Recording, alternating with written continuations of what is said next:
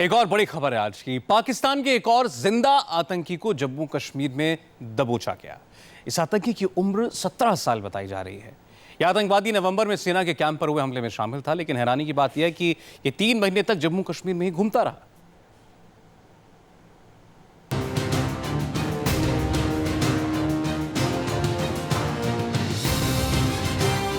फिर हाथ आया पाकिस्तान का जिंदा आतंकी।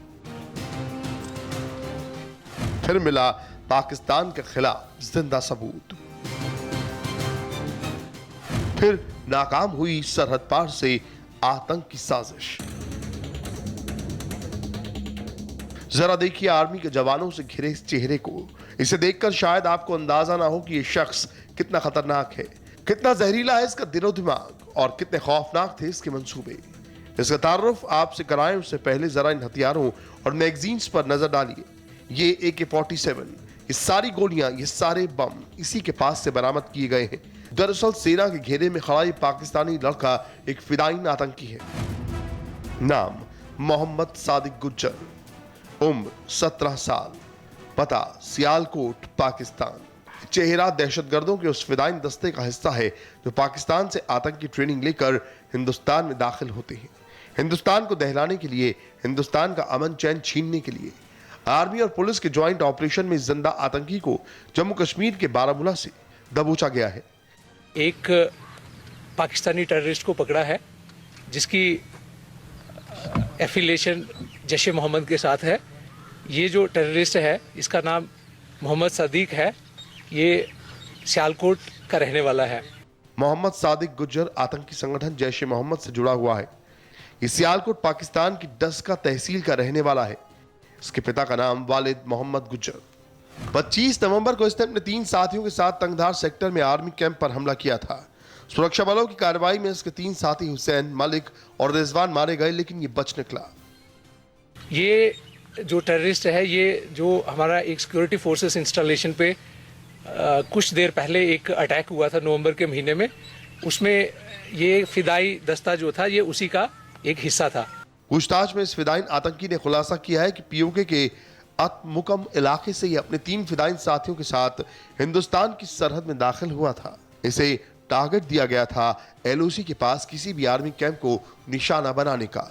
24 नवंबर को रात 10 बजे चारों फिदायीन आतंकियों ने POK से चलना शुरू किया था और GPS की मदद से चलते हुए 6-7 घंटे में तंगधार आर्मी कैंप पहुंच गए थे।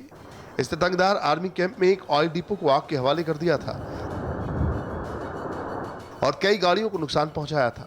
सेना को चकमा देकर सादिक गुज्जर जंगलों में भाग गया और 3 दिन तक छुपा रहा। इसके हैंडलर्स ने इसे बारामूला में बेस बनाने का निर्देश दिया था। 3 दिन बाद सूमो में बैठकर ये अपने हथियारों के साथ कुपवाड़ा पहुंच गया। कुपवाड़ा में कुछ लोगों से दोस्ती की और उनकी मदद से बारामूला पहुंचा, लेकिन तब तक ये पुलिस, CRPF और आर्मी के रडार पर आ चुका था। ये जो सिक्योरिटी फोर्सेस की जो कार्रवाई थी उससे बच करके ये निकल गया और उसके बाद जो है इसको जब इसने अपने कांटेक्ट किया पार, तो उधर से इसको इंस्ट्रक्शंस आई कि बारामूला में जाकर के आप अपना बेस बनाएं और जो अगली कार्रवाई है वो आपको बताई जाएगी कि अगला टारगेट आपने कहां पे करना है। करीब 6 महीने के अंदर ये तीसरा पाकिस्तानी आतंकी है जिसे जिंदा दबोचा गया है। पिछले साल 5 अगस्त को उधमपुर से आतंकी नवेद पकड़ा गया था।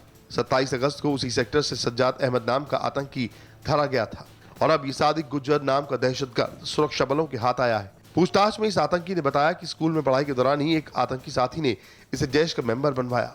हिंदुस्तान में दाखिल होने से पहले इसने बाकायदा 3 महीने तक जैश के कैंप में हथियार चलाने की ट्रेनिंग ली थी। Manish Prasad, India TV, Baramulla.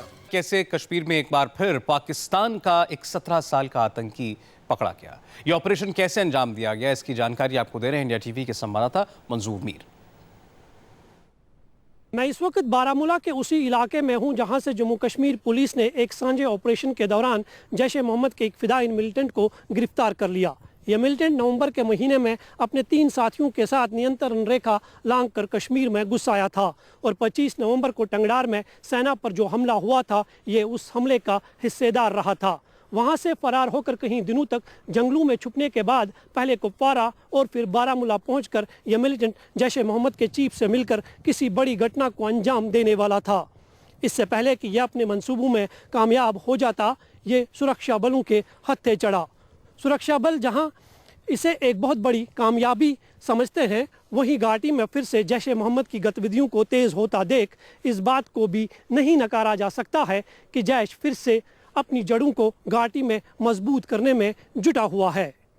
Cameraman Mohammad Aslam के साथ मैं मंजूर मीर, इंडिया टीवी, बारामूला।